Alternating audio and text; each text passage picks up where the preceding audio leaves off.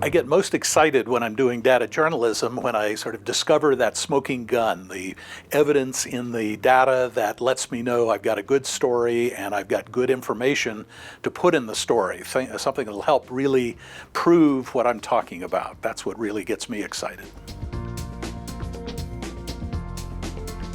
Right now I work for the Walter Cronkite School of Journalism here at Arizona State University in Phoenix, Arizona. My workday, much of the week, I'm teaching students how to do journalism, the basics, and data journalism as well. Also, part of the time I spend working with other journalists. I do consulting and helping journalists do data analysis for stories that they're working on.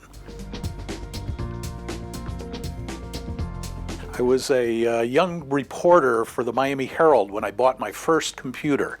It was an Atari 800 that I bought as a hobby, but as I was playing with it, I began realizing it could help me do my job better at work. And so I started learning to use it in things like spreadsheets and database programs, and more became a specialist in data journalism. So all that began maybe a little bit over 30 years ago.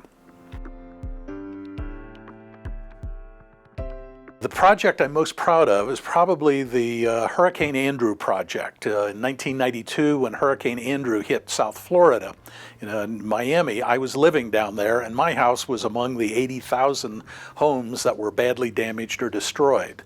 And I wanted to know why it was so bad. I'd been told for years, like everybody else down there, that we had the strongest building code in the nation. So I got involved with our investigative team as we were recovering from the damage and did data analysis that helped us basically show that this really wasn't an act of God. It was actually our own stupidity. We had let the building codes get weaker and weaker over the years until finally the big hurricane came and showed us the error of our ways. I would say first thing is get comfortable with math. If you're still in college, take a statistics course. It will be vastly useful to you later. If you're in a newsroom now, start learning to at least take data and pull it into Microsoft Excel or some other spreadsheet and learn to do the simple things like sorting and filtering. Those will help you start getting the idea of getting your hands in the data and looking for the patterns that'll tell you the story.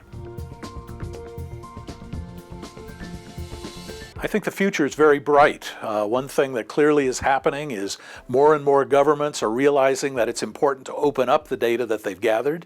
Public access is spreading, and more data is being collected on computers and therefore is open to being analyzed by us.